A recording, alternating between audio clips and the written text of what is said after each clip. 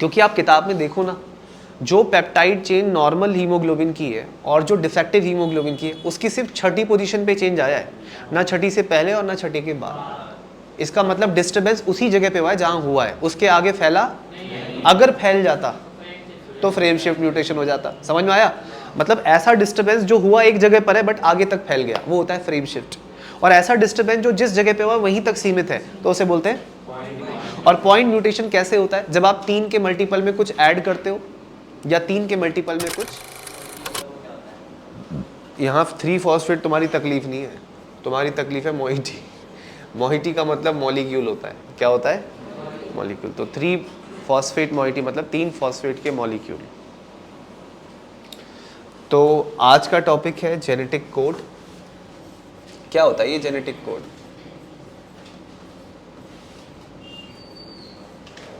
ध्यान से देखिए, क्या होता है ये जेनेटिक कोड? ध्यान से, मैं कुछ लिख रहा हूं, क्या तुम ये देखकर बोल सकते हो? ठीक है, क्या तुम ये कॉपी में लिख सकते हो? क्या तुम ये पढ़ सकते हो? पर क्या तुम ये समझ सकते हो? नहीं समझ। तो ऐसी हर चीज़ जिसे लिखा जाए, पढ़ा जाए, बोला जाए बट समझा ना जाए, वो चीज़ एक कोड होती है। क्या होती है? ये कोड है। इस कोड का क्या मीनिंग है वो आप नहीं जानते, उसके लिए इसको ट्रांसलेट करना पड़ेगा। तो हमारे डीएनए में जो जानकारी होती है कोड के रूप में होती है, और उस कोड को कहते हैं जेनेटिक कोड। लेकिन वो कोड वाकई में कौन से प्रोटीन के लिए कोड करता है, ये पता करना तभी हो सकता है जब वो जीन यानी कि जेनेटिक कोड ट्रांसलेट हो जाए। आज से 10 साल पहले जब मोबाइल रिचार्ज करने के लिए छोटे छोटे कूपन्स आते थे, उनको स्क्रैच करके स्टार 1 2 3 स्टार करके पूरा डालते थे, तो फ़ोन रिचार्ज होता था। वो भी एक रिचार्ज कोड होता था। कोड हर वो चीज़ है जिसे समझा नहीं जा सकता। बोलते ना कोड लैंग्वेज में बात करो, सब सुन लेंगे। कोड का मतलब क्या होता है? Something that is specific, encrypted है, जो उसी के लिए है जिस तक आप जानकारी पहुंचाना चाहते हैं, हर किसी के लिए नहीं। तो वैसे ही होता है जेनेटिक कोड। तो जेनेटिक कोड कोई नई चीज़ नहीं है। जेनेटिक कोड वही जानकारी है जो डीएनए पर मौजूद है, लेकिन अब कॉपी किस पे हो चुकी है? आरएनए पे। किस प्रोसेस के लिए? ट्रांसलेशन के लिए। तो ज़रा देखते हैं क्या होता है genetic code. Genetic code is the genetic code is the sequence of nitrogenous bases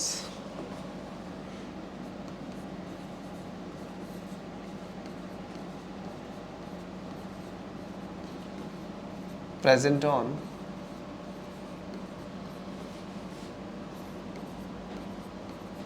nucleotides.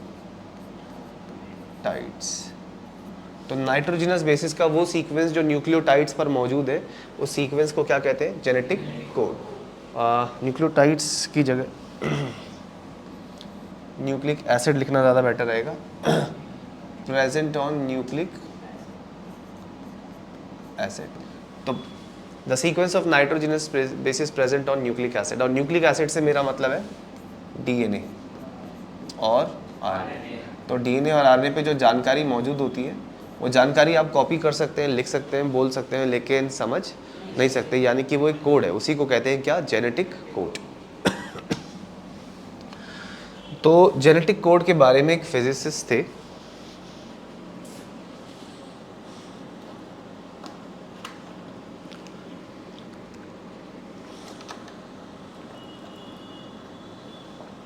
हाँ पैराग्राफ में देखो नाम लिखा होगा जॉर्ज कैमो। 111 पेज के पैराग्राफ में नाम होगा जॉर्ज कैमो, लिखा है ना। George camo was a physicist. ठीक है, तो फिजिसिस्ट थे। उनका कहना था कि एमआरएनए पे जो भी सीक्वेंस होता है वो 3-3 के सेट में होता है, जैसे ट्रिपलेट कहते हैं, ट्रिपलेट कॉल्ड कोडॉन। तो जॉर्ज कैमो ने एक बिल्कुल ही नई बात बताई इस दुनिया को। अकॉर्डिंग टू जॉर्ज कैमो ने कहा कि एमआरएनए पर मौजूद सीक्वेंस, एमआरएनए मतलब मैसेंजर आरएनए, ये जो बनता है ना ट्रांसक्रिप्शन से, पोलैरिटी तो आप जानते हैं 5 प्राइम से। जॉर्ज कैमो ने कहा कि एमआरएनए पे जो सीक्वेंस है वो हमेशा 3-3 के सेट में होता है। जैसे मैं लिख रहा हूं, आप देखिए,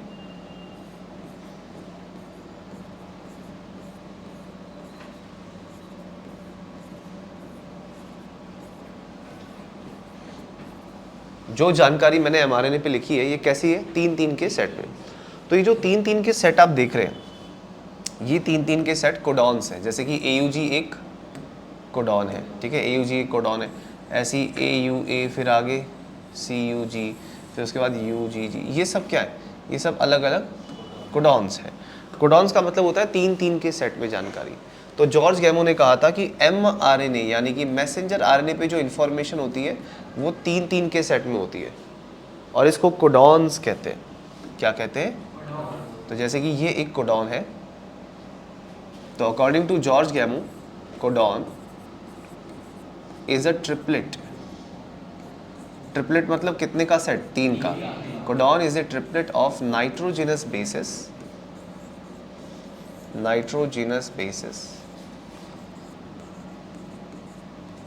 प्रेजेंट ऑन, किस पर मौजूद होता है? Present on mRNA। तो कोडॉन ट्रिपलेट होता है नाइट्रोजिनस बेसिस का, जो कि मौजूद होता है किस पे? mRNA पे, उसे कहते हैं कोडॉन।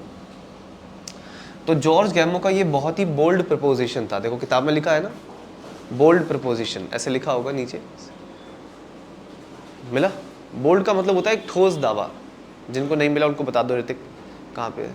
बोल्ड प्रपोजिशन का मतलब होता है बहुत ही स्ट्रांगली क्लेम करना किसी बात को, है ना? मतलब इनके पास कोई सबूत नहीं था, फिजिकल प्रूफ नहीं था कि कोडॉन होता ही है, लेकिन फिर भी इन्होंने दुनिया के सामने अपनी बात को पूरे कॉन्फिडेंस के साथ रखा। किन्होंने? जॉर्ज गैमो ने। जॉर्ज गैमो ने ये कहा कि mRNA पे जो भी जानकारी होती है, इन्फॉर्मेशन होती है, वो 3-3 के सेट में होती है। और ये बात कहने में वो बिल्कुल नहीं चुके, उनका ये बहुत ही बोल्ड प्रपोजिशन था। लेकिन जैसा कि आप लोग जानते हो, दुनिया में चीज़ें कहना आसान है और साबित करना मुश्किल है। तो इन्होंने बात सिर्फ कही थी, प्रपोज किया था, साबित नहीं किया था। साबित 3 साइंटिस्ट ने मिलकर किया, doctor Hargobind Khorana, Marshall Nirenberg और सेवेरो ओकोवा। उनके नाम पर बाद में जाएंगे, पहले इधर ध्यान दो। पहले हम ये देखते हैं कहना क्या चाह रहे हैं। जॉर्ज गैमो क्या कहते हैं? जॉर्ज गैमो ये कह रहे हैं कि mRNA पे जो भी सीक्वेंस है वो 3-3 के सेट में है, और एक सेट को क्या बोल रहे हैं? कोडॉन। तो codon is a triplet of nitrogenous bases present on. देखो ये बात आप अच्छे से जानते हो कि आरएनए में 4 तरह के नाइट्रोजिनस बेसेस होते हैं। वो है एडेनिन, यूरासिल, गुआनिन और साइटोसिन। तो कोडॉन्स जो है इन्हीं के परम्यूटेशन और कॉम्बिनेशन से बने। आप देख सकते हो रिपीटिशंस अलाउड है, मतलब जैसे 2 बार जी आ गया। तो अगर रिपीटिशंस अलाउड है तो मैं देखूं total combinations, total number of possible combination, कितने पॉसिबल कॉम्बिनेशंस हैं। तो कैसे करेंगे? एनसीईआरटी में दे रखा है आपको। बताओ ट्रिपलेट में सीट कितनी है? ट्रिपलेट में सीट कितनी है? 3 सीटें। और उन 3 सीटों के दावेदार कौन कौन है? 4 है ना। तो यहाँ पे आने की प्रोबेबिलिटी 4 की, यहाँ पे आने की 4 की है, 3 नहीं होगा। क्यों? क्योंकि रिपीटिशंस आर अलाउड। और यहाँ पे आने की प्रोबेबिलिटी भी 4 की। तो 4 4 जा 16, 4 जा, यानी टोटल कॉम्बिनेशंस कितने निकल के आए? 64 कोडॉन्स होते हैं। तो जॉर्ज गैमो ने कहा कि दे आर टोटल 64 कोडॉन। ठीक है, तो टोटल कोडॉन्स जो थे, टोटल वो थे 64 कोडॉन्स। और ये 64 कोडॉन्स मिलकर उन 20 अमीनो एसिड्स के लिए कोड कर रहे थे। ठीक है, कोड्स फॉर 20 अमीनो एसिड्स। आपको पता है प्रोटीन किस चीज़ का बनता है? प्रोटीन अमीनो एसिड्स का बनता है। और अमीनो एसिड्स से बनते हैं प्रोटीन, सॉरी क्या बोल रहा हूँ बार बार। मैंने पूछा आपसे प्रोटीन किसका बनता है? प्रोटीन अमीनो एसिड का बनता है। और अमीनो एसिड कोड किए जाते हैं, यानी बुलाए जाते हैं mRNA के द्वारा ड्यूरिंग प्रोटीन सिंथेसिस। तो mRNA पे जो जानकारी हो तो 3-3 के सेट में है ना।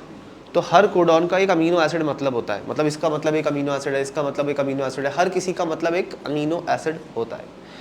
तो ऐसे कोड करने वाले कितने हैं? ऐसे कोड करने वाले 64 हैं। और अमीनो एसिड कितने हैं? सिर्फ 20। इसका मतलब ये हुआ कि 3-3 4-4 कोडॉन मिलकर एक अमीनो एसिड के लिए कोड कर रहे होंगे। ये जो 20 अमीनो एसिड है ना, ये स्टैंडर्ड अमीनो एसिड है। स्टैंडर्ड मतलब इनकी जानकारी हमारे डीएनए में होती है। वो सारे अमीनो एसिड जिनकी जानकारी हमारे डीएनए में होती है उनको बोलते हैं स्टैंडर्ड अमीनो एसिड्स। क्या बोलते हैं?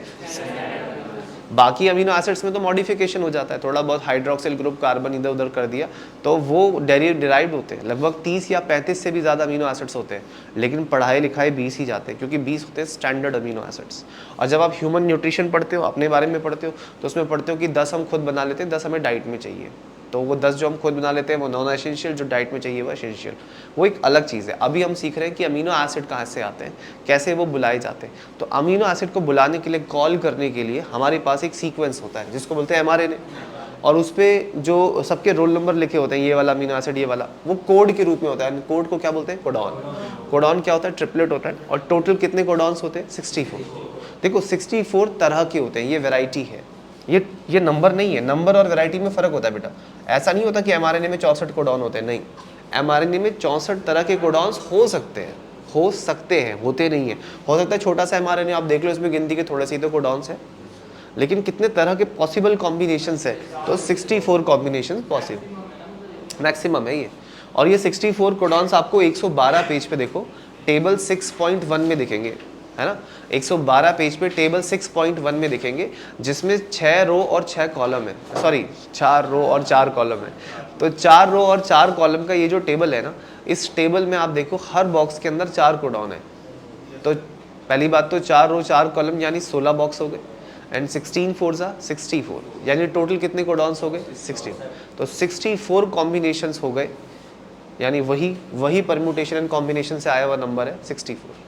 क्या ये बात समझ में आती है? अब इन 64 कोडॉन्स में से आप एक काम करो, पहली रो के तीसरे और चौथे कॉलम को देखो। पहली रो के तीसरे और चौथे कॉलम में स्टॉप स्टॉप स्टॉप लिखा होगा, मिला? बच्चों ये ऐसे कोडॉन्स होते हैं जो किसी अमीनो एसिड के लिए कोड नहीं करते, इनका नाम होता है stop codon.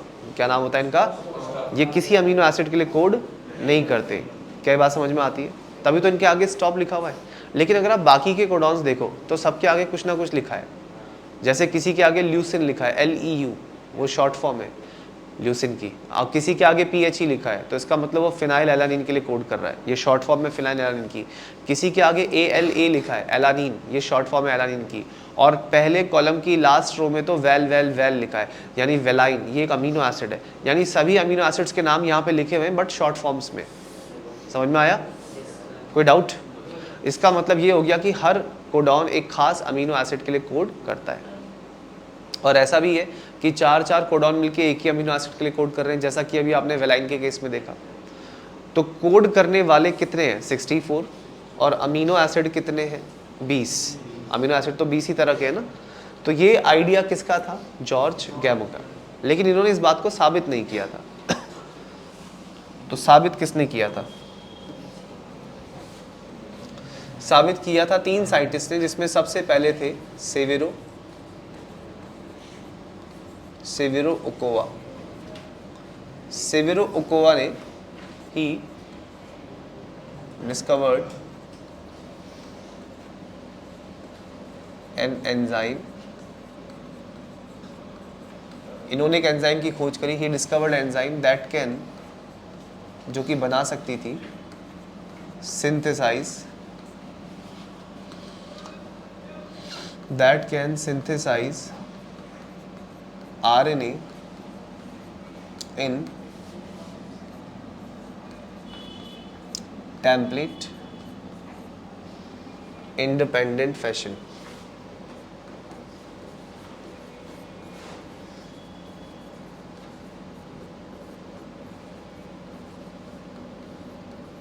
He discovered an enzyme that can synthesize RNA in template independent fashion. ठीक है? This enzyme was called as polynucleotide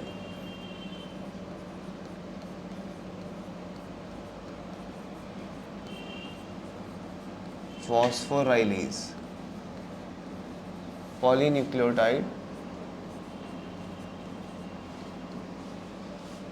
Polynucleotide phosphorylase. और बाद में इसे ओकोवा एंजाइम भी बोला गया। क्यों बोला गया ओकोवा एंजाइम? क्योंकि खोज ओकोवा ने की थी एंजाइम की, तो इसीलिए ओकोवा एंजाइम भी बोला। इसमें जो खास बात है बच्चों ध्यान देने वाली, वो ये है इंडिपेंडेंट वर्ड। जैसे अभी तक आपने जितनी भी RNA पॉलीमरेज पढ़ी है वो सारी DNA डिपेंडेंट थी, ये इंडिपेंडेंट है। मतलब ये RNA बनाएगी तो सही, लेकिन बिना DNA देखे। आप इससे जो मर्जी वो सीक्वेंस बनवा सकते हो। नॉर्मली आरएनए पॉलीमरेज वो तैयार करती है जो डीएनए पे लिखा होता है, उसका कॉम्प्लीमेंट्री, लेकिन ये बिना रूल ऑफ कॉम्प्लीमेंट्रिटी फॉलो करे कुछ भी बना सकती है, ये इसकी खासियत है। कौन सी एंजाइम की? पॉली न्यूक्लियोटाइड फॉस्फोराइलेज, ठीक है। और बाद में इसी एंजाइम को क्या बोला जाने लगा? ओकोवा एंजाइम। अच्छा, इसके बाद आए डॉक्टर हरगोविंद खुराना। डॉक्टर हरगोविंद खुराना ने क्या क्या किया? इन्होंने, डॉक्टर हरगोविंद खुराना, ही synthesized some defined मतलब पहले से तय, defined RNA sequences. He synthesized some defined RNA sequences as copolymers. इन्होंने कुछ copolymers बनाए एंड होमोपॉलीमर्स। इन्होंने दो चीजें बनाई, कोपॉलीमर्स और होमोपॉलीमर्स।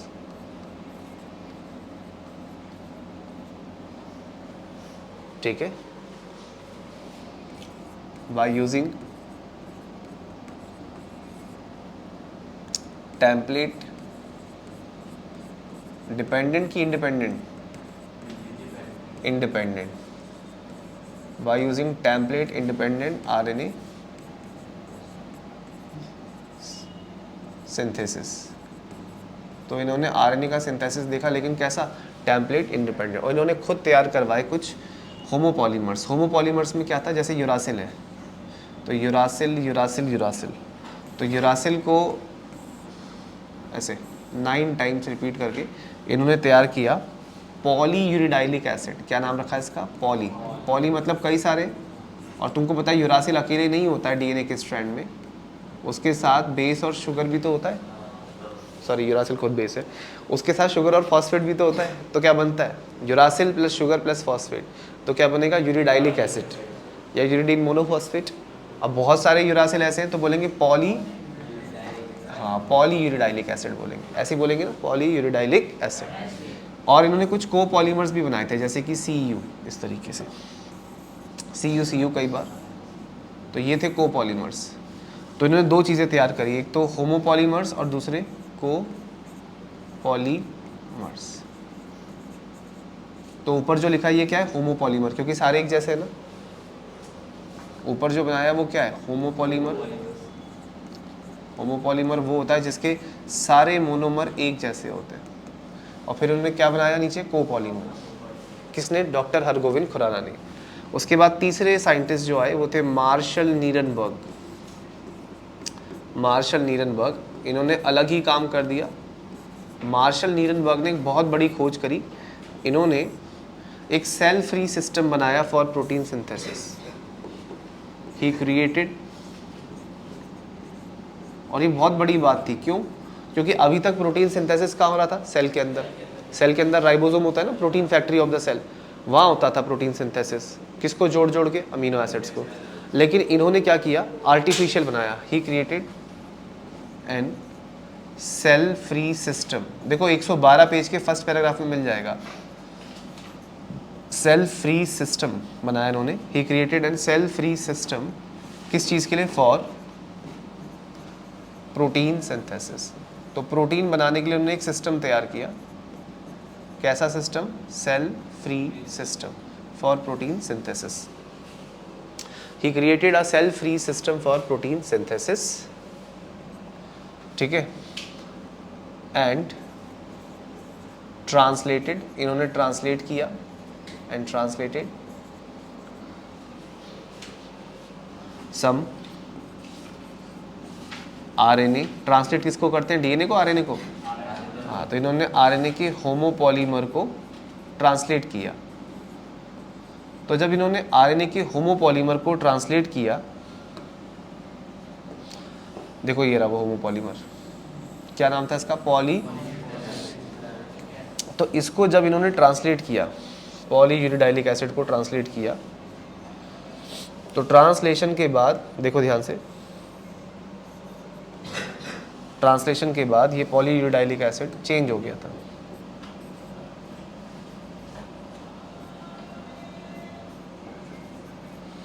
अब फिनाइल एलानीन नाम के अमीनो एसिड यहाँ पे 3 आ गए, ऐसे 3 आ गए ट्रांसलेशन के बाद। इनके बीच में कौन सा बॉन्ड होगा? Peptide bond. अच्छा, यहाँ पे कितने यूरासिल हैं, गिन लो जरा। 9 है ना। इसका मतलब ये हो गया, कि ये 3 मिलकर एक फिनाइल के लिए कोड कर रहे थे, ये 3 मिलकर एक के लिए कर रहे थे, और ये 3 मिलकर कर रहे थे। इससे ये साबित हो गया दैट 3 नाइट्रोजनस बेसिस और 3 nucleotides on RNA code for 1 amino acid. लिख दूं इस बात को? तो ये बात एक तरीके से जो गैमो की बात थी, जॉर्ज गैमो की कही हुई बात थी, उस बात को एक तरीके से थोड़ा सा क्या कर दिया, साबित। तो किसने साबित कर दिया भाई? हाँ, तीनों ने मिलके किया। वैसे तो देखो तीनों का कंट्रीब्यूशन है इसमें। देखो सबसे पहले ओकोवा ने एंजाइम तैयार की। कैसी एंजाइम? जो बिना डीएनए देखे आरएनए बना सकती है। फिर हरगोविंद खुराना ने उस एंजाइम की मदद से सीक्वेंस तैयार किए, किसके? आरएनए के, जिनमें होमोपॉलीमर और कोपॉलीमर थे। फिर मार्शल नीरनबर्ग ने उन्हीं होमोपॉलीमर्स को क्या किया? ट्रांसलेट अपने कौन से सिस्टम से? Cell free system. यही तो बड़ी बात है। कौन सा system? Cell free system for protein synthesis. क्योंकि नॉर्मली प्रोटीन सिंथेसिस होता है सेल के अंदर बाय राइबोसोम। इन्होंने एक आर्टिफिशियल सिस्टम बनाया जो किसी भी आरएनए को ट्रांसलेट कर सकता है। और जब इन्होंने ट्रांसलेट किया होमोपॉलीमर यानी पॉलीयूरेडाइलिक एसिड को, तो इन्हें 3 फिनाइल एलानीन अमीनो एसिड मिले। इससे ये साबित हो गया, इट वॉज क्लियर, लिख देते हैं इस बात को, therefore it was clear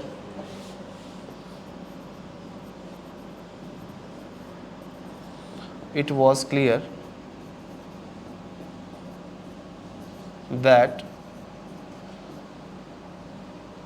codon is a triplet. इससे क्या साबित हो गया कि कोडॉन क्या एक ट्रिपलेट है। किसका ट्रिपलेट है? Nitrogenous, nitrogenous basis that codes for, जो कि कोड करता है बेटा किसके लिए? That codes for a amino acid. किसके लिए कोड कर रहा है? एक अमीनो एसिड के लिए कर रहा है ना। जैसे यहाँ पे 3 यूरासिल मिलके एक फिनाइल के लिए कोड कर रहे हैं। आया समझ में? तो इन तीनों ने मिलकर ये साबित कर दिया था। 2018 की बात है, जब 2018 का बोर्ड एग्जाम हुआ था, तो उस साल मैंने कुछ पेपर ना खुद से तैयार किए थे, मॉडल टेस्ट पेपर। ऐसे ही एक क्वेश्चन आ सकते हैं अंदाजे से। और 2018 से 20-25 साल पहले, मतलब जब से बायोलॉजी इस तरीके से पढ़ाई जा रही है बोर्ड्स एग्जाम्स के लिए, कोचिंग वगैरह है, कभी ये सवाल नहीं आया कि जेनेटिक कोड क्या होता है और किसने साबित किया। मैंने 2018 की जनवरी में वो टेस्ट पेपर बनाया था जिसमें 5 नंबर का क्वेश्चन डाला था कि बताइए कैसे इन तीनों ने साबित किया and what is there contribution. हैरानी की बात थी कि उसी साल बोर्ड एग्जाम में सेम क्वेश्चन 5 मार्क्स का आया था, यही वाला, कि जेनेटिक कोड क्या होता है। और मतलब एक कोइंसिडेंस, एक नई सोच, मतलब पहली बार सोचा और वैसा ही क्वेश्चन पेपर में भी आ गया, बिल्कुल सेम। एकदम वर्ड टू वर्ड तो नहीं मिलेगा क्योंकि लैंग्वेज अलग हो सकती है, लेकिन बड़ी बात ये थी कि वो क्वेश्चन इससे पहले 15-20 सालों में कभी नहीं आया था, 5 मार्क्स का क्वेश्चन। और जिन बच्चों ने वो टेस्ट दिया था वो उस चीज़ को उन्होंने अप्रिशिएट किया, वो समझ गए कि हाँ ये चीज़ तो कराई भी है। एक्चुअली बच्चे इतना ना पीछे जाते नहीं, वो 2-3 साल के पेपर, 5 साल के पेपर देखते हैं बस। उनको लगता है कि 5 साल पहले ऐसा क्वेश्चन आया होगा, क्या पता, इट्स नथिंग न्यू। लेकिन अगर पीछे जाके देखें तो 10-15 साल में भी वो सवाल नहीं आया था, एकदम बिल्कुल नया सवाल था। बट उससे भी गजब बात ये थी कि उस साल पेपर ही लीक हो गया था, बोर्ड का पेपर ही लीक हो गया था। बच्चों के पास एक दिन पहले पेपर आ गए थे, 9, 10, मतलब 10th के भी लीक हुए थे, 12th के भी लीक हुए थे। बट एक बहुत अच्छा गेस था मेरी तरफ से, इसलिए मैं हमेशा कोशिश करता हूँ उन क्वेश्चंस की जो खुद मैं बनाऊँ, रैदर देन कहीं से कॉपी पेस्ट देने के। क्योंकि अपने बनाए हुए जो क्वेश्चंस होते हैं, खुद के क्वेश्चंस जो होते हैं, उसमें सोच होती है अपनी टीचर की, और कहीं ना कहीं क्रिएटिविटी होती है जिसकी वजह से वो क्वेश्चन वैसा एग्जाम में मिल सकता है। ठीक है, तो आपको इन तीनों का कॉन्ट्रीब्यूशन समझ में आ गया कि इन तीनों ने कैसे साबित किया कि कोडॉन एक ट्रिपलेट है और नाइट्रोजनस बेस के लिए कोड। डेसिफर्ड मतलब होता है राज उजागर करना, सस्पेंस को क्लियर करना, डेसिफर्ड। तो सेवेरो ओकोवा, हरगोविंद खुराना और मार्शल नीरनबर्ग, इन तीनों ने मिलकर क्या साबित किया कि कोडॉन इज अ ट्रिपलेट। इन्होंने जेनेटिक कोड के बारे में जो गैमो ने कहा था वो साबित कर दिया। गैमो ने क्या कहा था? Codon is a triplet and 3 nitrogenous bases या 3 nucleotides codes for 1 amino acid, specific amino acid. हाँ, फिनाइल एलानीन, पीएचई को कहते हैं फिनाइल एलानीन। अब देखो कोडॉन्स कितने थे, टोटल कितने थे, 64 कोडॉन्स, और इन 64 कोडॉन में से 61 ऐसे थे जो अमीनो एसिड के लिए कोड करते। तो ये जो 61 थे और जो 3 नहीं करते, देखो जो 3 कोड नहीं करते उनको बोलते हैं स्टॉप कोडॉन्स। क्या बोलते हैं? क्योंकि ये किसी अमीनो एसिड के लिए कोड नहीं करते। जो करते हैं 61 वो होते हैं सेंस कोडॉन्स, या इन्हें एक्टिव कोडॉन्स भी कहते हैं, सेंस कोडॉन्स या एक्टिव कोडॉन्स। इस हिसाब से तो ये नॉन सेंस हो गए, हाँ ये नॉन सेंस होते हैं, इनको बोलते हैं नॉन सेंस कोडॉन्स। ठीक है, ये कोड नहीं करते किसी अमीनो एसिड के लिए, तो ये चीज़ भी लिख देते हैं, do not code for any amino acid, ये किसी अमीनो एसिड के लिए कोड नहीं करते। और जो कोड करते हैं वो है 61, कोड फॉर अ स्पेसिफिक, ये किसी खास अमीनो एसिड के लिए कोड करते हैं। क्या बात समझ में आती है? तो सेंस कोडॉन 61 है और स्टॉप कोडॉन 3 है। तो ये जो 3 स्टॉप कोडॉन है इसमें आता है UAA, UAG और UGA। इसको आप बहुत आराम से ऐसे याद कर सकते हैं, उल्लू आया, उल्लू आ गया, उल्लू गया। ठीक है, तो UAA, UAG, UGA, ये तीनों कैसे कोडॉन्स हैं? Stop codon. और ये किसी भी अमीनो एसिड के लिए कोड नहीं करते, जबकि ये जो 61 है ये अमीनो एसिड्स के लिए कोड करते हैं। और इन 61 में एक खास है, स्पेशल है, वो है AUG। AUG खास इसलिए बेटा क्योंकि इसका डुअल फंक्शन होता है। क्या होता है इसका? हाँ, ये दो काम करता है। जैसे बाकी सब एक काम करते हैं, ये 2 काम करता है। ये 2 काम ऐसे करता है, एक तो ये इनिशिएटर कोडॉन है, ठीक है, नंबर 1 ये एक्ट करता है एज इनिशिएटर कोडॉन। इनिशिएटर का मतलब होता है शुरुआत करने वाला, ये हमेशा सबसे पहला कोडॉन होता है सीक्वेंस का, इनिशिएटर कोडॉन। और दूसरा इट कोड्स फॉर मीथियोनिन, ये एक अमीनो एसिड के लिए कोड करता है, कोड्स फॉर मीथियोनिन, ये अमीनो एसिड है, ये मीथियोनिन नाम के अमीनो एसिड के लिए कोड करता है। तो अमीनो एसिड के लिए कोड करना कोई बड़ी बात थोड़ी है, सारे कोडॉन करते हैं। बड़ी बात ये है कि ये रोल नंबर 1 है। रोल नंबर 1 यानी सबसे पहले प्रेजेंट होता है, मतलब आरएनए किसी का भी बन रहा हो, सबसे पहला कोडॉन हमेशा क्या होता है? AUG। आप देखो यहाँ पे सबसे पहला कोडॉन क्या है? AUG, क्योंकि AUG होता है इनिशिएटर कोडॉन। तो आरएनए के सीक्वेंस में जो सबसे पहला कोडॉन होता है वो हमेशा क्या होता है? और हमेशा लास्ट में जो होता है उसको बोलते हैं स्टॉप कोडॉन। लास्ट में जो होगा उसे हमेशा क्या बोलेंगे? जो आखिर में होगा वो स्टॉप कोडॉन, जो शुरुआत में होगा वो इनिशिएटर कोडॉन।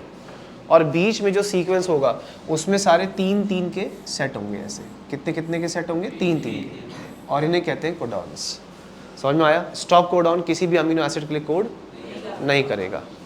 और इनिशिएटर वाला, इनिशिएटर ये इसलिए कहलाता है क्योंकि वो हमेशा सबसे पहले रहेगा, नंबर 1 पे। साथ ही साथ वो कोड करेगा एक अमीनो एसिड के लिए जिसका नाम होगा मीथियोनिन। देखो ट्रांसक्रिप्शन से बनता है mRNA। अब ये ट्रांसक्रिप्शन हमारी सेल के अंदर हो, प्लांट की सेल के अंदर हो, बैक्टीरिया के अंदर हो, अमीबा के अंदर हो, हाथी के अंदर हो, चिड़िया के अंदर हो, किसी के भी अंदर अगर ट्रांसक्रिप्शन हो रहा है तो mRNA का सबसे पहला कोडॉन क्या होगा? AUG। और AUG जब ट्रांसलेट होगा तो AUG कोड किसके लिए करेगा? मीथियोनिन। इससे एक बात समझ में आती है कि दुनिया के हर प्रोटीन में मीथियोनिन अमीनो एसिड होगा, क्योंकि दुनिया में हर प्रोटीन जब भी बना होगा तो उसमें अमीनो एसिड लगे होंगे, और सबसे पहला अमीनो एसिड हमेशा कौन लगता है? मीथियोनिन। अच्छा, मीथियोनिन के बारे में इतना क्यों कह रहा हूँ? एक्चुअली मीथियोनिन स्पेशल है, 2 होते हैं, मीथियोनिन और सिस्टीन। ये 2 ऐसे अमीनो एसिड्स हैं जिनमें सल्फर होता है। क्या होता है? तो सल्फर कंटेनिंग अमीनो एसिड्स में आते हैं कौन? सिस्टीन और मीथियोनिन। तो आप सिस्टीन पे ध्यान मत दो, अभी मीथियोनिन पे ध्यान दो। तो मीथियोनिन एक अमीनो एसिड है जिसमें सल्फर होता है, और दुनिया में कोई ऐसा प्रोटीन नहीं है जिसमें मीथियोनिन नहीं होता है। इसका मतलब दुनिया में कोई ऐसा प्रोटीन नहीं है जिसमें सल्फर, सब में सल्फर होता है। यही बात हर्शी और चेस को पता थी, इसीलिए उन्होंने अपने एक्सपेरिमेंट में प्रोटीन कोड को लेबल करने के लिए रेडियो एक्टिव सल्फर यूज़ किया था, और डीएनए को लेबल करने के लिए रेडियो एक्टिव फॉस्फोरस। हाँ, डीएनए में फॉस्फोरस होता है, इसमें कोई दो राय नहीं है, तो सबको पता है। लेकिन प्रोटीन में सल्फर होता है, नाउ इट इज़ क्लियर, है ना, क्योंकि प्रोटीन किसके बने होते हैं? अमीनो एसिड्स के। प्रोटीन बनते कैसे हैं? जब आरएनए का ट्रांसलेशन होता है। ट्रांसलेशन होते वक्त कोडॉन्स अमीनो एसिड को कोड करते हैं, बुलाते हैं मतलब। तो जो सबसे पहला कोडॉन होगा वो हमेशा क्या होगा? AUG। ये किसके लिए कोड करेगा? मीथियोनिन। मीथियोनिन कैसा अमीनो एसिड है? Sulphur containing. इसका मतलब हर प्रोटीन में सल्फर होगा। क्या बात समझ में आती? कोई डाउट? तो ये था, बता रहा हूँ, भी बता रहा हूँ, उसी चीज़ पे जा रहे हैं आगे। तो कोडॉन्स कितने तरह के हो गए? 2 तरह के, है ना? एक कोड करने वाले और एक कोड ना करने वाले। हाँ, 64 तो कॉम्बिनेशंस हो गए इनके, मतलब टाइप्स हो गए टोटल। लेकिन जो अमीनो एसिड के लिए कोड कर रहे हैं वो कितने? 61। और जो नहीं कर रहे वो 3 है। उनका नाम है स्टॉप कोडॉन। तो स्टॉप कोडॉन याद हो जाएंगे तुम्हें? कैसे याद होंगे बताओ? ये जो आप बोले ना, उल्लू आया, उल्लू आ गया, उल्लू गया, ये टीचर के सामने मत बोलना क्लास में। अकेले में रिवाइज करो, सबके सामने रिवाइज नहीं करना है। हाँ,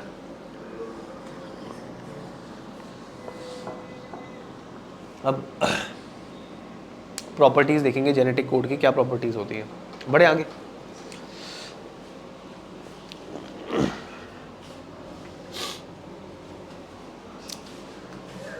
अब देखो, salient features of genetic code दे रखे हैं एनसीईआरटी में, पेज नंबर 112 पे।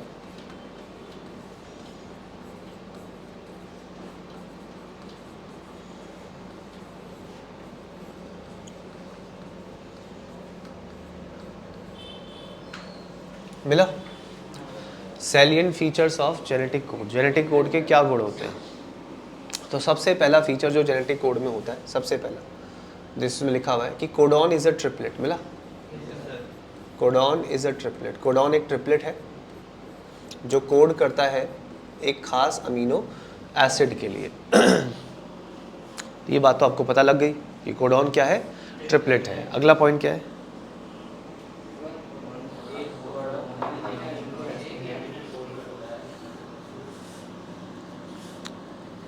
लिखा ना, each codon codes for a specific amino acid.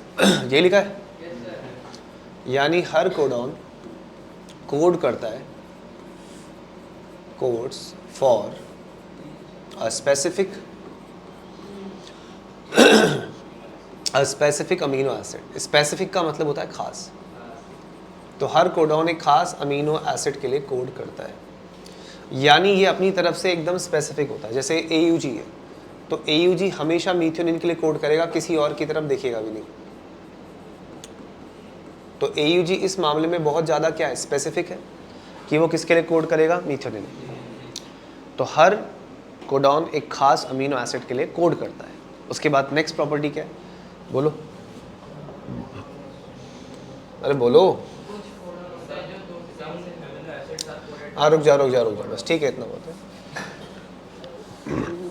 देखो क्या लिखा होगा अगला, some amino acids are coded by more than one codon, hence code is degenerate. मिला?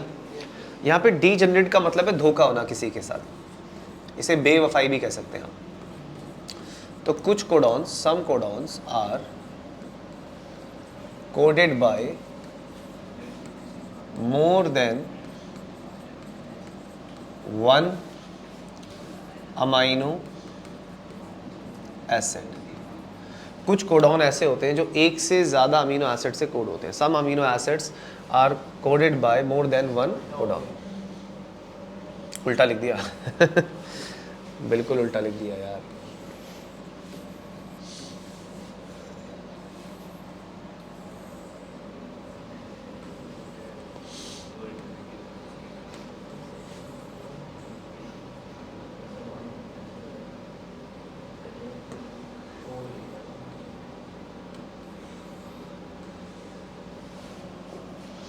क्या लिखा है? Some amino acids are coded by more than one codons, hence code is degenerate.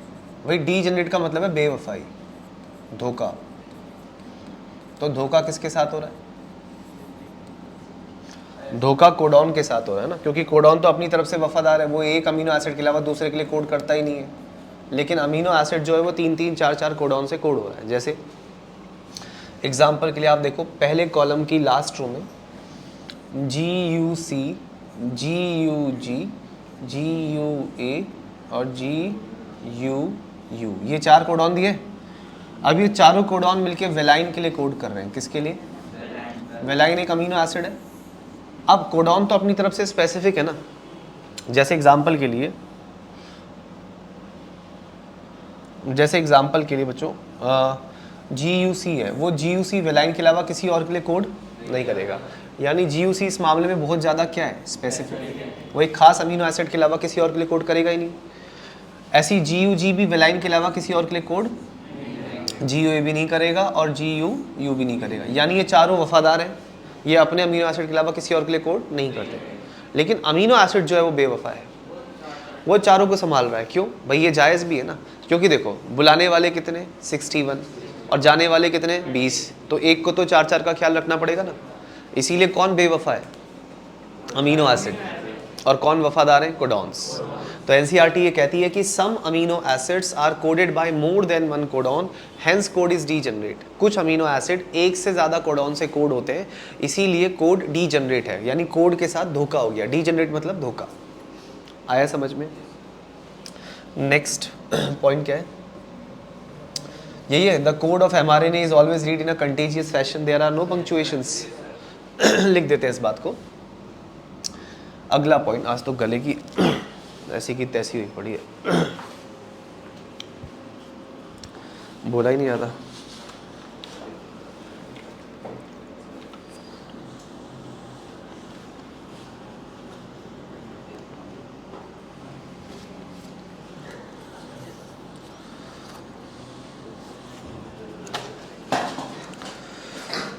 अगला पॉइंट है the code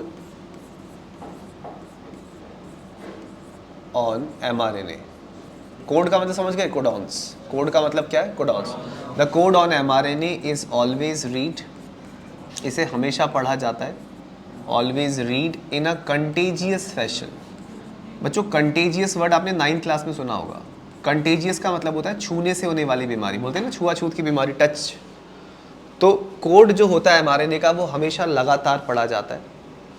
is always read in a contagious fashion. Contagious fashion, fashion मतलब होता है तरीका। Contagious fashion. फिर आगे लिखा होगा देयर आर नो पंचुएशंस। मिला? There are no punctuations. Punctuation का मतलब होता है इसमें कोई एडिटिंग नहीं होगी, जो है वो कंटिन्यूस होगा। So the code of mRNA is always read in a contagious fashion. mRNA की जो भी जानकारी है वो हमेशा कैसे पढ़ी जाएगी? लगातार। उसमें क्या नहीं होंगे? पंक्चुएशंस। आ रहा है समझ में? हाँ बता रहा हूँ अभी। क्या चीज़ बता रहा हूँ? ओमेशन बोलते हैं इसे, मतलब एडिटिंग करना, चेंज कर देना। सो ये वाली प्रॉपर्टी को ज़रा समझते हैं। इस वाली प्रॉपर्टी को समझने के लिए आपको एक वाक्य, एक सेंटेंस दिया हुआ है, आप देखो। वो सेंटेंस है Ram has red cap, 113 page पे ना, ऐसे दिया हुआ है बेटा, राम हैज़ रेड कैप। ये सेंटेंस है ना। अब ये जो सेंटेंस है बेटा, राम हैज़ रेड कैप, इस सेंटेंस को डिस्टर्ब कैसे कर सकते हैं? ये सेंटेंस है ओरिजिनल, इसको डिस्टर्ब कैसे कर सकते हैं? तो इसे डिस्टर्ब करने के देखिए 2 तरीके हैं। पहले तो मैं मेन 2 दिखा देता हूँ। वो 2 तरीके हैं, एक है डिलीशन और दूसरा एडिशन। देखिए वही सेंटेंस है। अब इसमें बारी बारी से चीज़ें हटाता रहूँगा। जैसे पहले मैं सबसे पहले ऊपर वाले सेंटेंस को देखता हूँ। तो राम हैज़ रेड कैप में राम हैज़ रेड और कैप, ये सेंटेंस बड़ा खास है। क्यों? क्योंकि इस सेंटेंस का हर वर्ड एक कोडॉन जैसा ही तो है। हालांकि कोडॉन नहीं है, ये एक वाक्य है इंग्लिश का, लेकिन इसका हर वर्ड एक कोडॉन जैसा ही तो है। तो कितने कोडॉन हो गए? 4। Ram has red cap. अब मान लीजिए हम इसमें -1 यानी 1 डिलीट करते हैं, ठीक है, 1 डिलीट करते हैं। तो हमने इसमें से बेटा R डिलीट कर दिया, देखो ये R हटा दिया हमने। तो अब नया कोडॉन जो बनेगा वो बनेगा राम हैज़ EDC, मतलब ये जो C है ये इसके साथ काउंट किया जाएगा। देख रहे हो, C किसके साथ काउंट किया जाएगा? ED के साथ, क्योंकि ये तो एक कोडॉन है, ये कोडॉन है और ये भी, और अब AP अलग हो गया। अगर हम -2 करते हैं, मतलब एक बार में 2 बेस डिलीट करते हैं, जैसे हमने R और E दोनों हटा दिए, ठीक है, तो अब जो नया कोडॉन बनेगा वो DCA हो जाएगा, मतलब ये CA इसके साथ पढ़ा जाएगा और P अलग से पढ़ा जाएगा, उसके आगे कुछ होगा तो वो भी पढ़ा जाएगा। तो राम हैज़ DCA और आगे बचा P। फिर वही सेंटेंस अगर मैं -3 करता हूँ, 3 डिलीट करता हूँ, तो ऐसे में पूरा रेड चला जाएगा। तो क्या बनेगा, राम हैज़ कैप। तो आपने देखा कि जब हमने सेंटेंस को छेड़ा यानी जेनेटिक कोड को छेड़ा तो उसका असर आगे आने वाले सीक्वेंस पे भी पड़ा।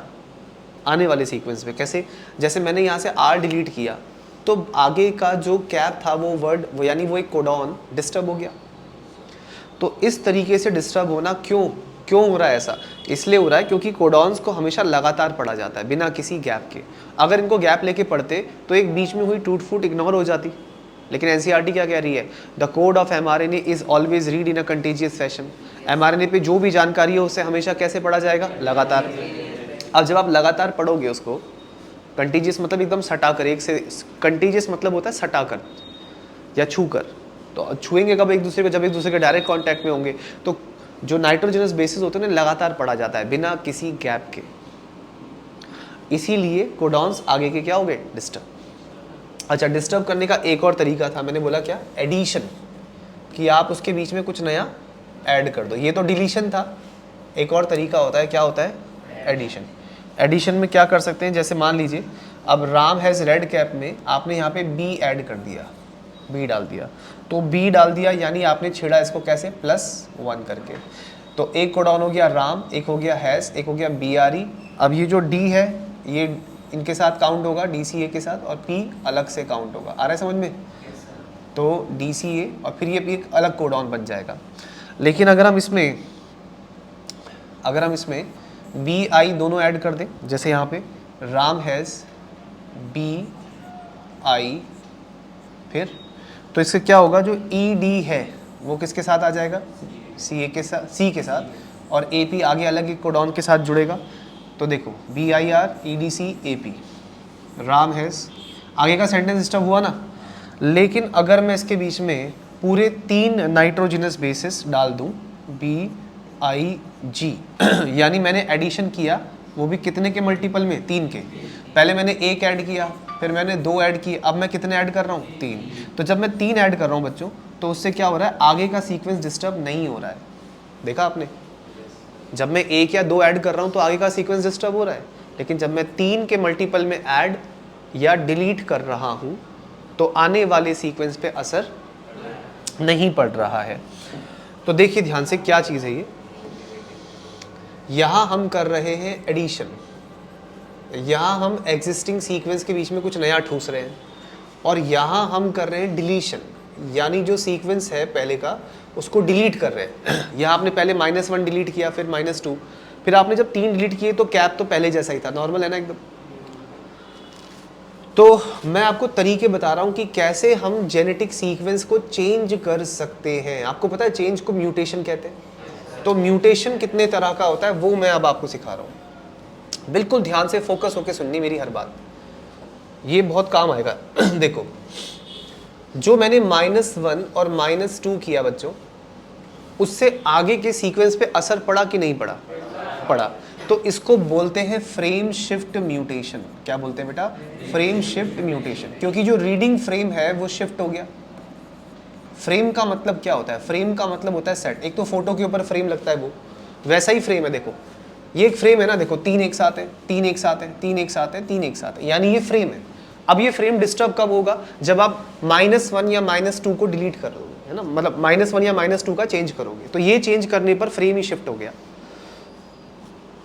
लेकिन जब आपने -3 का चेंज किया तो आगे आने वाले कोडॉन पे कोई असर, तो बेटा इसको बोलेंगे पॉइंट म्यूटेशन। क्या बोलेंगे, पॉइंट म्यूटेशन। वो म्यूटेशन होता है जिससे आने वाले कोडॉन्स पे कोई असर नहीं पड़ता। अब इधर आप देखिए, यहाँ पर जब आप +1 +2 करते हैं तो आने वाले कोडॉन डिस्टर्ब हो जाते हैं, लेकिन जब आप +3 करते हैं तो आने वाले कोडॉन डिस्टर्ब नहीं होते। समझ गए ना? यानी कि अगर आप चेंज करते हैं -1 -2 +1 +2 तो वो क्या होगा, लेकिन अगर आप चेंज करते हैं -3 या +3 का तो वो क्या होता है।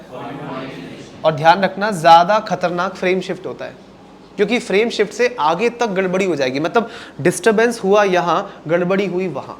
मतलब डिस्टर्बेंस आगे तक जाएगा। ये बिल्कुल वैसा है बचपन के दिनों जैसा, जब आप जल्दबाजी में स्कूल के लिए तैयार होते हुए एक गलत बटन लगा लेते हैं शर्ट का नीचे का, और ऊपर तक सारे गलत बटन लगते हैं, फिर दोबारा से शर्ट खोल के फिर से लगानी पड़ती है। तो गड़बड़ी हुई नीचे के बटन में और असर दिखा ऊपर के बटन में, यानी जो फ्रेम है वो शिफ्ट हो गया।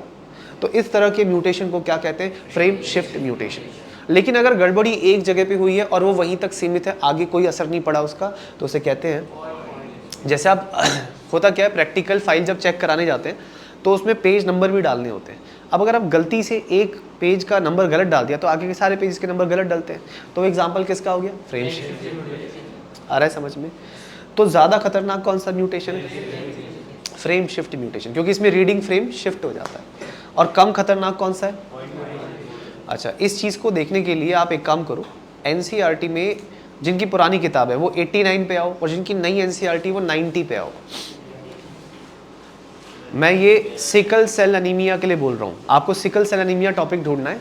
जिनकी पुरानी एनसीईआरटी वो 89 पेज पे आओ, और जिनकी नई एनसीईआरटी है वो 90 पे आओ। मिला टॉपिक? सिकल सेल एनीमिया मिला। अब उसमें एक लाइन होगी, this defect is cause due to substitution of glutamic acid by valine at 6th position of beta globin chain. मिला कि नहीं मिला? This defect is caused due to substitution of glutamic acid by valine at 6th position of beta globin chain। मिला कि नहीं मिला बताओ? मिल गया? मिल जाएगा, मिल जाएगा। चलो वो सब छोड़ो, वो तो मिल ही जाएगा। लेकिन आप फिर से एक बार फोटो देखो जिसमें आपको खून की सेल, रेड ब्लड सेल नज़र आ रही है। तो एक तरफ तो नॉर्मल सेल दिखा रखी है और एक तरफ डिफेक्टिव सेल दिखा रखी है। तो बेटा जो नॉर्मल सेल है देखो ध्यान से, उसके नीचे डीएनए का सीक्वेंस लिखा है ना, वहाँ पे GAG लिखा होगा, है ना।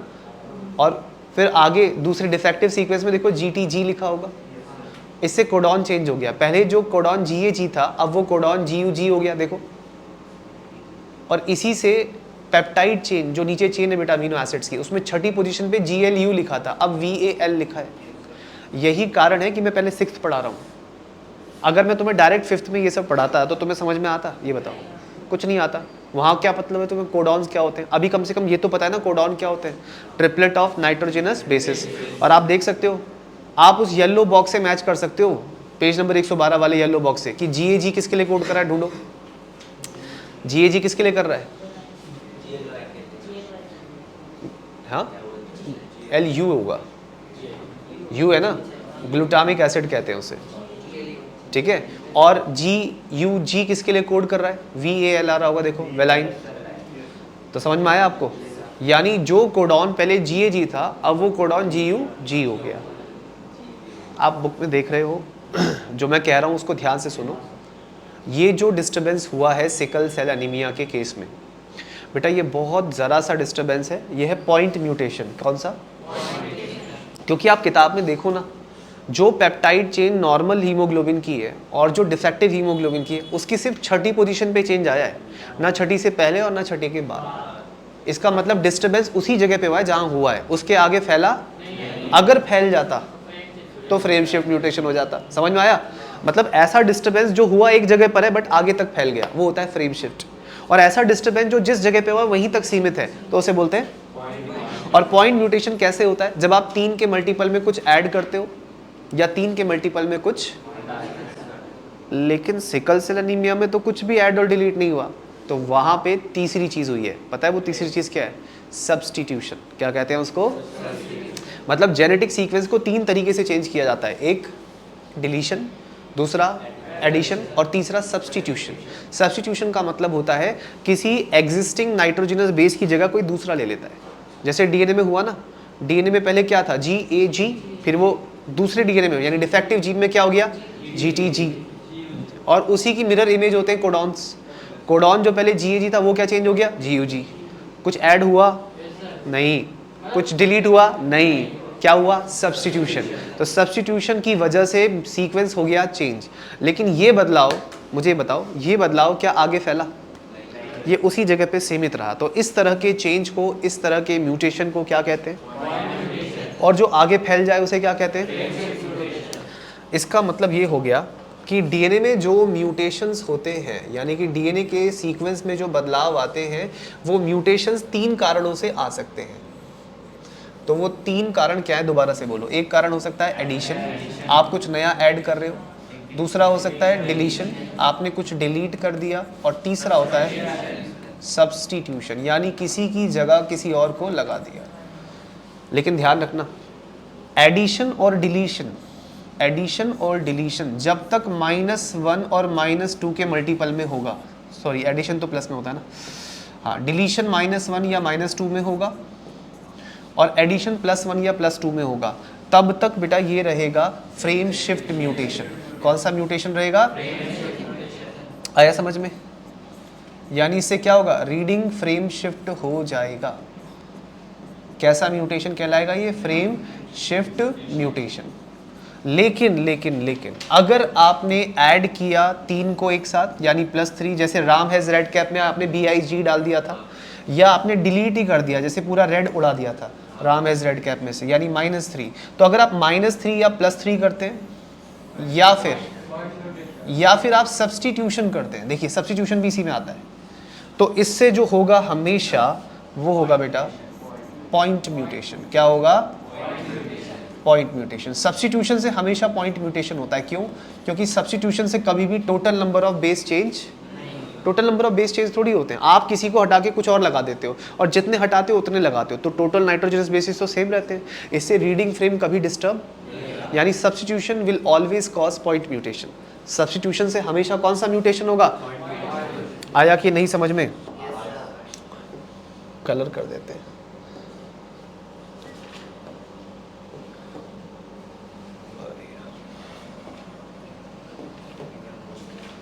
तो पॉइंट म्यूटेशन किससे हो सकता है? एडिशन करने से, डिलीशन करने से। कितने के मल्टीपल में? और पॉइंट म्यूटेशन, फ्रेम शिफ्ट कैसे हो सकता है? ये देखा आपने, फ्रेम शिफ्ट हो सकता है अगर आप ऐड करो +1 +2 या माइनस करो -1 -2। ठीक है, आप 1 या 2 के मल्टीपल में छेड़ोगे तो फ्रेम शिफ्ट हो जाएगा, आप 3 के मल्टीपल में छेड़ोगे तो पॉइंट म्यूटेशन, और सब्स्टिट्यूशन करोगे तो भी पॉइंट म्यूटेशन। आया समझ में? कोई डाउट इसमें? अब ये सब जो डिस्टर्बेंस हो रहे हैं, हाँ बोलो।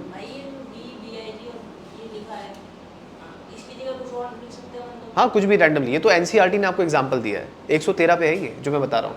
ये एनसीईआरटी के द्वारा दिया गया एक सेंटेंस है आपको, और ये सेंटेंस बेस्ट इसलिए लगता है मेरे को क्योंकि इसमें हर वर्ड 3 का बना है ना, कोडॉन कोडॉन कोडॉन, 3 लेटर्स का है ना हर वर्ड, यानी हर वर्ड एक कोडॉन को रिप्रेजेंट कर रहा है। आ रहा है समझ में? तो आपने देखा कि किस तरीके से रीडिंग सीक्वेंस, यानी जो कोडॉन्स हैं वो पढ़े जाते हैं। तो ये प्रॉपर्टी आपको याद रखनी है कि codons are always read in a contagious fashion. Contagious मतलब इनको हमेशा लगातार पढ़ा जाता है। देयर आर नो पंक्चुएशंस, यहाँ पे कोई पंक्चुएशंस नहीं होते, यानी अगर आप हल्का सा भी चेंज करते हैं तो वो चेंज अकाउंटेबल होगा, काउंट किया जाएगा, वो मैटर करेगा। समझ में आया? क्योंकि सीक्वेंस में ज़रा भी गैप नहीं लेते, लगातार पढ़ते हैं, तो लगातार में अगर कोई गड़बड़ी आई तो पकड़ी जाएगी और उसका असर भी दिखेगा।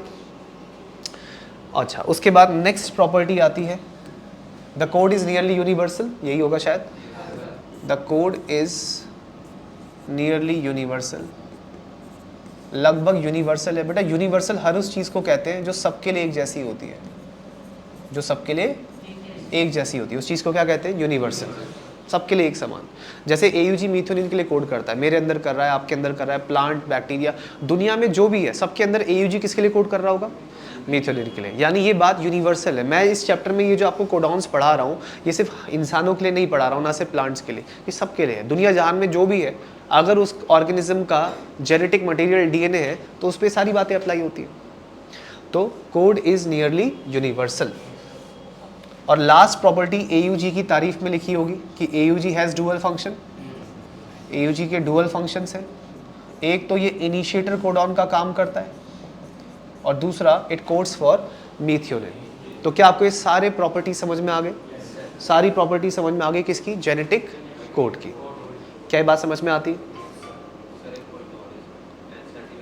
हाँ, कि ऐसे लिखा होगा कि there are 3 codon that does not code for any amino acid, they are called stop codons, UAA, UAG और UGA। ये तो मैं स्टार्टिंग में आपको बता चुका हूँ, ठीक है। वो अलग से पॉइंट है, इसी के साथ है, इसी के साथ होगा, इसी के साथ होगा ना। AUG हैज़ डुअल फंक्शन, इसी में लिखा होगा कि स्टॉप कोडॉन्स भी होते हैं जो किसी अमीनो एसिड के लिए कोड नहीं करते। और इनके नाम आपको याद करने की मैंने ट्रिक बताई दी, उल्लू आया, उल्लू आ गया और उल्लू। So this is easy to remember, है ना, आसानी से तुम्हें याद हो जाएंगे। ये AUG याद रखना, ये ज़्यादा इंपॉर्टेंट है क्योंकि स्पेशल है। स्पेशल क्यों है? ये दो काम करता है, एक तो ये कोड करता है जैसा कि सब करते हैं, और दूसरा ये रोल नंबर 1 है, यानी हमेशा mRNA पे फर्स्ट नंबर पे रहेगा। क्या ये बात समझ में आती है? तो एक एक करके सारी प्रॉपर्टी हो गई। कोडॉन क्या है? हाँ, कोडॉन एक ट्रिपलेट है, किसका? नाइट्रोजनस बेसिस का। कोडॉन कोड करता है एक स्पेसिफिक अमीनो एसिड के लिए। Some amino acid are coded by more than one codon, hence code is degenerate. यानी धोखा किसके साथ होता है? कोड के साथ, क्योंकि बेवफा है ना अमीनो एसिड। अच्छा, बेवफाई की इस भीड़ में ऐसे कौन से दो अमीनो एसिड है जो बेवफा नहीं है? चेक करो, चेक करो ऐसे दो अमीनो एसिड कौन से हैं जो एक ही कोडॉन से कोड हो रहे हैं, किसी और से नहीं। देखो जरा, तो वो दो है, एक तो मीथियोनिन होगा, MET लिखा होगा, देखो MET। तो मीथियोनिन AUG के अलावा किसी और से कोड नहीं होता। और दूसरा देखो ट्रिप्टोफैन होगा, TRP मिला। TRP का कोडॉन क्या है? क्या है? U। तो UGG यानी ट्रिप्टोफैन के लिए कोड करता है। TRP मतलब ट्रिप्टोफैन। तो ये ट्रिप्टोफैन के अलावा किसी और, देखो ये दो अमीनो एसिड देखो, एक मीथियोनिन, देखो मीथियोनिन AUG के अलावा किसी और से कोड नहीं होता। ऐसी ट्रिप्टोफैन UGG के अलावा, UGG है ना, कंफर्म चेक कर लिया, UGG के अलावा किसी और से कोड नहीं होता। यानी हर अमीनो एसिड, जैसे बाकियों में क्या हो रहा है कि वो 2-2, 3-3 कोडॉन से कोड हो रहे हैं, ये दो अकेले ऐसे हैं जो डीजनरेट नहीं करते अपने कोड को। ये किसको डीजनरेट नहीं करते? हाँ, ये दिल नहीं तोड़ते अपने कोडॉन का, समझ में आया? उसके साथ बेवफाई नहीं करते, बाकी सब बेवफा है। क्या लिखा है? Some amino acids are coded by more than one codon, hence code is degenerate. लेकिन ये दो अमीनो एसिड ऐसे हैं जो सिर्फ एक ही खास कोडॉन से कोड होते हैं, किसी और से नहीं। यानी ये डीजेनरेसी शो, एग्जाम में क्वेश्चन आ सकता है, बताइए कौन से अमीनो एसिड हैं that do not show degeneracy. तो आपको पता होना चाहिए कि कौन से अमीनो एसिड है डू नॉट शो डीजेनरेसी। तो कौन डीजेनरेसी शो नहीं करते? भाई ये क्वेश्चन पूछा जा सकता है, very important question, very important, ये आ सकता है तुम्हारे बोर्ड एग्जाम्स में। बताइए कौन से दो अमीनो एसिड्स हैं जो डीजेनरेसी शो नहीं करते? मीथियोनिन और ट्रिप्टोफैन। ट्रिप्टोफैन ये दो हैं, बाकी सब डीजेनरेसी शो करते हैं। वेलाइन का तो तुमने देख ही लिया, 4-4 से चक्कर चल रहा है, आया समझ में? ठीक है। उसके बाद क्या पढ़ा? The code of mRNA is always read. पढ़ा कैसे जाता है? Contagious fashion. और कंटेजियस फैशन में पढ़ा जाता है, इसीलिए थोड़ा भी चेंज करेंगे तो उसका असर दिखता है। और फिर कोड कैसा है? Nearly universal. जो आपके लिए है वो मेरे लिए है, वो सबके लिए है, ठीक है, सबके लिए एक जैसा होता है ये सीक्वेंस। और लास्ट AUG के क्या है? Dual function. और स्टॉप कोडॉन कौन कौन है ये भी याद हो जाएगा। क्या ये बात समझ में आती है? अब इसी के नीचे इटैलिक्स में क्वेश्चन लिखा हुआ है, आपको ना कुछ कोडॉन्स दिए हुए रहेंगे, दिए हुए कुछ कोडॉन्स। हाँ, तो वो जो कोडॉन्स आपको दे रखे हैं, तो ये सीक्वेंस किसका है भाई? कोडॉन्स का। यानी एक RNA सीक्वेंस आपको NCERT ने दे दिया। अब NCERT कहती है कि क्या आप अमीनो एसिड्स का सीक्वेंस बता सकते हो इसके हिसाब से? तो ये तो बहुत आसान काम है, हम बड़े प्यार से बता देंगे, क्योंकि हमें पता है AUG किसके लिए कोड करता है? मीथियोनिन के लिए, ट्रिपल U फिनाइलएलानाइन के लिए, और ये भी सारे फिनाइलएलानाइन के लिए ही कोड करते होंगे। आप उस बॉक्स में चेक कर लो ना, चेकर बॉक्स में UUC किसके लिए कोड कर रहा है? देखो फिनाइलएलानाइन के लिए कोड कर रहा होगा, UUC भी उसी के लिए कर रहा है, UUU भी कर रहा है, और UUU भी कर रहा है, और UUC कर रहा है। कुछ समझ में आया? इसका मतलब ये है कि कोडॉन देखकर अमीनो एसिड बनाना बहुत आसान काम है। कोडॉन देखकर अमीनो एसिड बताना बहुत आसान काम है। क्यों आसान काम है? क्योंकि हमें पता है कि एक कोडॉन किसी खास अमीनो एसिड के लिए अलावा किसी और के लिए कोड नहीं करता। समझ में आया? Because codons are specific. देखो ये वाला काम जो है बहुत ईजी था। क्यों था ये वाला काम बहुत ईजी? मतलब कोडॉन से ये ऊपर क्या है? सारे के सारे कोडॉन्स, और ये क्या है? सारे के सारे। तो कोडॉन से अमीनो एसिड्स बताना बहुत ही आसान था। क्यों था बहुत आसान? क्योंकि रीजन लिख रहा हूं यहाँ पे, because codon, each codon codes for a specific amino acid. क्योंकि एक कोडॉन एक खास अमीनो एसिड के लिए कोड करता है। तो जब कोई चीज़ स्पेसिफिक होती है तो वह कन्फ्यूजन नहीं होती, और कन्फ्यूजन है ही नहीं किसी बात की। हमें पता है कि यू है तो फिनाइलनिक्लेइक कोड करेगा। लेकिन आगे एनसीईआरटी कहती है कि क्या आप इसका उल्टा कर सकते हो? हम आपको अमीनो एसिड का सीक्वेंस दे रहे हैं, आप हमें कोडॉन्स का सीक्वेंस बता सकते हो? मुश्किल नहीं, नामुमकिन है। नामुमकिन क्यों है? Yes, it is impossible. Impossible कि हम बता पाए। रीज़न, क्योंकि क्या होता है, एक अमीनो एसिड कई कोडॉन से कोड होता है। कोडॉन होगा तो हम अमीनो एसिड बता देंगे कौन सा है, लेकिन अमीनो एसिड होगा तो हम कोडॉन नहीं बता सकते, क्योंकि उसमें फिर डाउट आ जाता है किससे कोड हुआ होगा, डाउट आ जाता है ना। तो यहाँ पर कौन सी प्रॉपर्टी आ गई? यहाँ पे प्रॉपर्टी ये आ गई कि सम अमीनो एसिड्स, एनसीईआरटी पूछ रही है 113 पेज पे, did you face any difficulty? तो बोलना यस, वेरी डिफिकल्टी। तो did you face any difficulty में आपको लिखना है यस। प्रॉपर्टी कौन सी शो कर रहा है? सम अमीनो एसिड्स, क्या लिखा है? Some amino acids are coded by more than one codon. तो कुछ अमीनो एसिड एक से ज़्यादा कोडॉन से कोड होते हैं, ठीक है, यानी कि डी जनरेट करते हैं अपने कोड को, इसीलिए ये वाला काम करना इम्पॉसिबल है। समझ में आया? क्वेश्चन समझ में आया आपको? क्वेश्चन का आंसर समझ में आया? तो आई थिंक काफ़ी है इतना आज के लिए। आज के लिए इतना ही, बाकी का नेक्स्ट क्लास में। Thank you.